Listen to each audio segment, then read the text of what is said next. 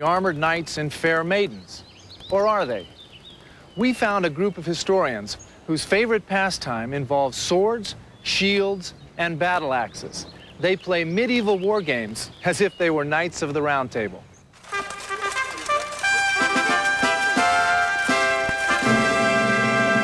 Hear ye, hear ye! The kingdoms of Caid and Atenveld send greetings unto the populace of the known world and invite all to join in the 7th annual Estrella War. What you are witnessing is the reaction to a great calling, a calling that only an amazing group of people respond to. As we tell you their story, we ask you now to free your mind of this time and place and imagine a wholly different world. To these noble folk, the known universe is divided into 11 different kingdoms, and 2 of those principalities are represented here today. Welcome to the Middle Ages, in the middle of what's usually known as the Arizona Desert. Now, if you ran out of gas near this national park outside of Phoenix, you might think that you had stumbled upon the Twilight Zone. Suddenly, a fierce battle is all around you. It all seems so unreal.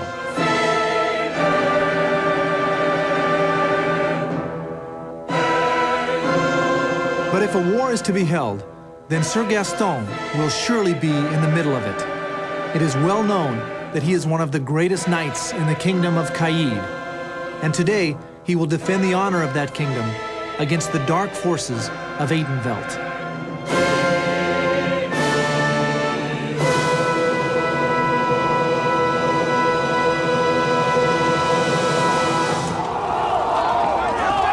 Sir Gaston is the alter ego of one Chris Gilman, and Chris is but one of the 40,000 members of the SCA, the Society for Creative Anachronism. Benefactor of this tournament, Sir Gaston. Anachronism is something that's out of place, time-related. We are a group of people who practice something that is no longer around. When peace rules the land and Sir Gaston puts away his sword, Chris doesn't exactly go back to the real world. He can be found in an equally mythical place, a place called Hollywood, California. When I went to see him at his special effects laboratory, I realized that for Chris, fantasy and reality are forever linked.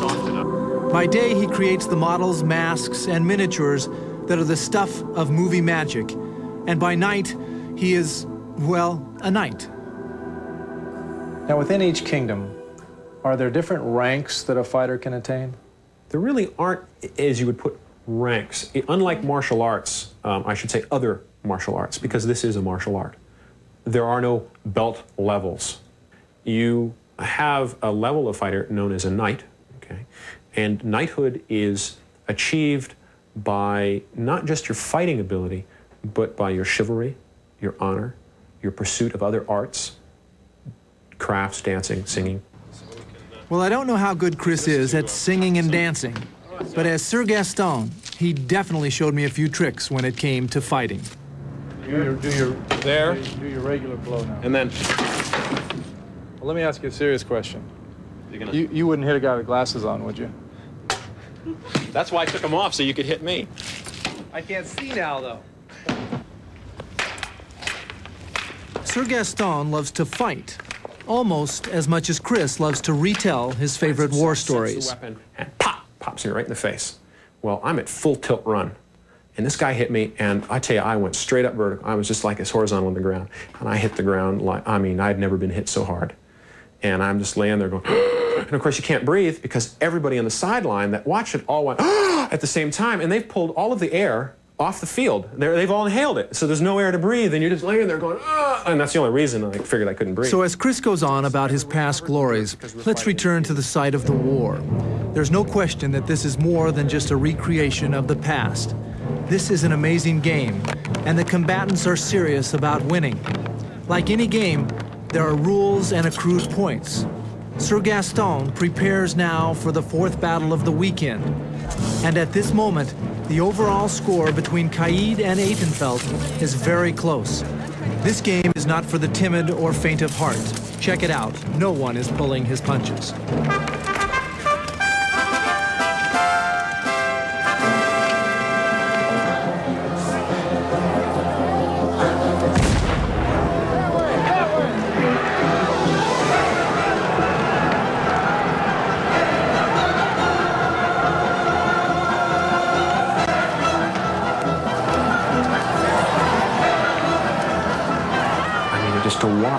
huge armies moving back and forth. It was really exhilarating. I mean, it was just, you really got pumped up.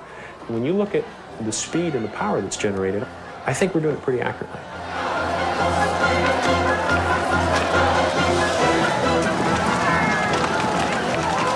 This battle goes well for Caid as they overwhelm Atenveldt and force their retreat.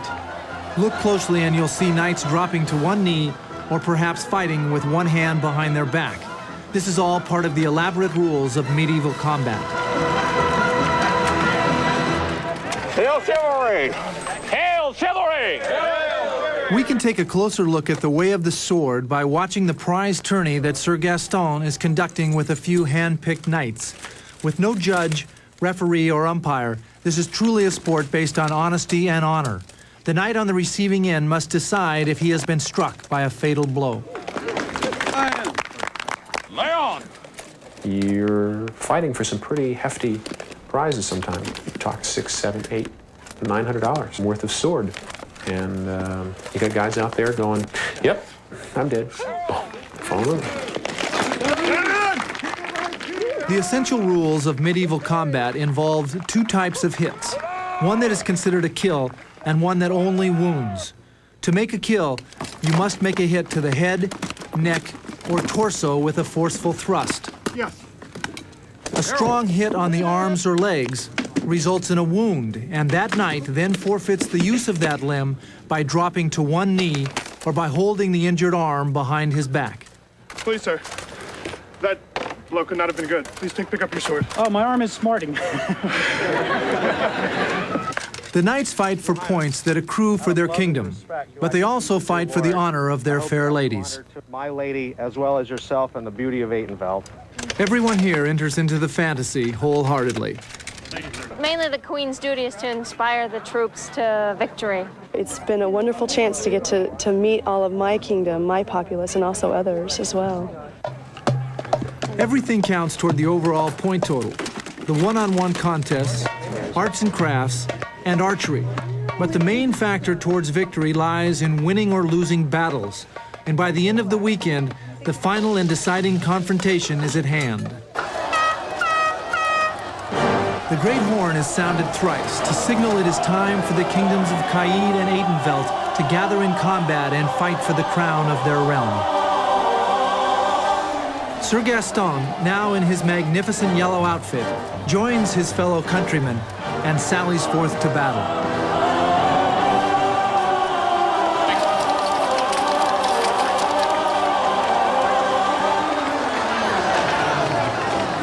Make no mistake, this is a physical, aggressive contact sport, and even though the uniforms and style of play may seem unreal, their desire to win is very real indeed.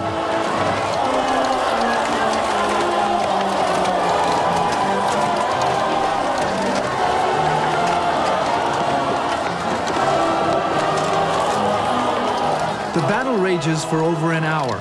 800 combatants fight in the hot desert sun, each man wearing armor that weighs in excess of 60 pounds. It's an incredible sight.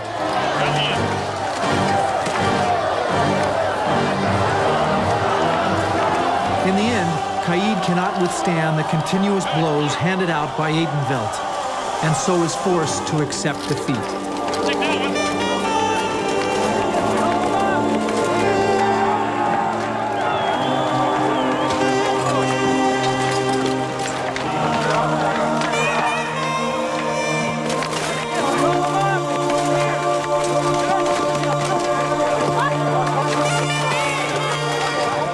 As all knights are duty-bound to do, Sir Gaston and his men suffer their fate with dignity. What just happened out there is I wasn't looking behind me when I should have.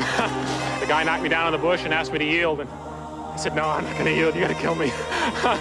So after I grabbed a hold of him and pulled him down on top of me, I figured, yeah, I'm dead. So as Gaston prepares to return to his other self, the Chris Gilman in him knows that this weekend in the Arizona desert has forever enriched his life. For a few short days, he and his comrades traveled back in time to a simpler era, a time when the ideas of chivalry, courtesy, and honor were more than just words. But lest we forget, Chris is a competitor, And though he may have lost this ancient battle, by deftly leaping back to the future, he may still have the last laugh. Hey, any of you guys that don't take the shots that I hit you with, I got a camera up there watching you, and I'm gonna look at the tape, and I'm gonna come looking for you guys, okay? Hey, and also, I'm wired for sound. They can hear everything I say, so I'm gonna call you by name.